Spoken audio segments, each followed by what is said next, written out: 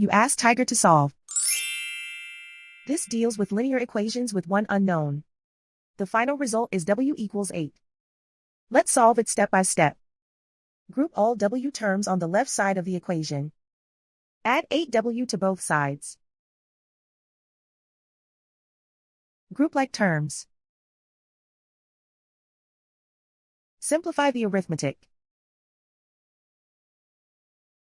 Group like terms. Simplify the arithmetic. Group all constants on the right side of the equation. Subtract 11 from both sides. Simplify the arithmetic.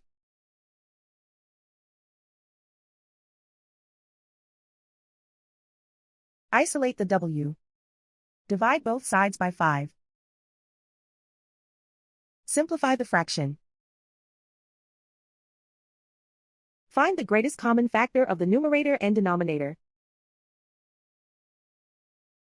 Factor out and cancel the greatest common factor. And so the final result is w equals 8.